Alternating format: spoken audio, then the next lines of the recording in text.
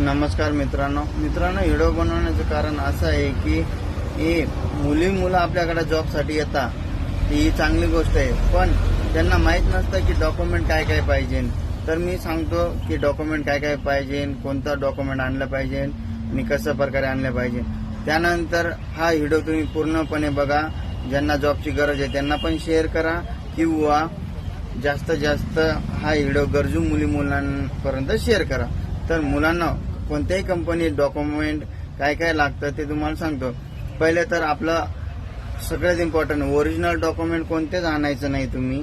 तर तुम्हाला डॉक्युमेंट लागणारे म्हणजे तर पूर्ण झेरॉक्स आणायचं. ते कशा प्रकारे आणायचं, सगळ्यात इम्पॉर्टंट आपलं एक रिझ्यूम तयार करायचा. काही मुलांना रिझ्यूम माहिती असतं कसं प्रकारे बनवायचं काय नाही.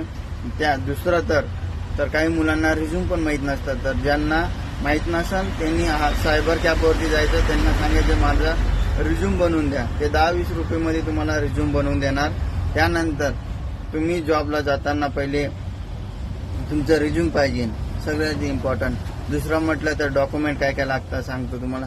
सगळ्यात important Aadhaar card, PAN card, marksheet, LC, passport size photo, bank details.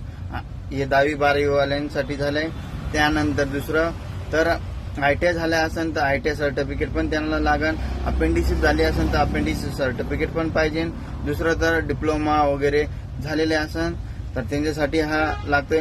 आणि पासपोर्ट साईज फोटो म्हटलं तर प्रत्येकाकडं मिनिमम 4 तरी फोटो पाहिजे, जेणेकरून तुमचं ID कार्ड वगैरे बनवण्यासाठी लागतील, HR मॅडमकडे देण्यासाठी किंवा डॉक्युमेंटला लावण्यासाठी पण लागतात. तर प्रत्येकपणे हा येताना प्रत्येकाने डॉक्युमेंटचं सेट चांगल्या प्रकारे आणायचं. आणि रिझ्यूम तुमच्याकडे PDF मध्ये पण पाहिजे आणि झेरॉक्स पण पाहिजे, जेणेकरून PDF मागितलं PDF मध्ये देता यायला पाहिजे.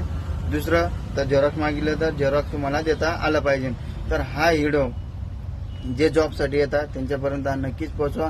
दुसरी गोष्ट, ज्यांना जॉबची गरज आहे त्यांनी मला या व्हिडिओमध्ये कमेंट केलं तरी चालेल. 10वी-12वी ITI ऑल एज्युकेशनसाठी मुलांना आपल्याकडे जॉब वॅकन्सी असतात. आणि जास्तीत जास्त हा व्हिडिओ शेअर करा. माझ्या या YouTube चॅनलला आणि Instagram ID ला पण फॉलो नक्कीच करून ठेवा, जेणेकरून कोणत्याही कंपनी तुम्हाला वॅकन्सी निघाली तर घरी बसल्या इन्फॉर्मेशन भेटत राहील.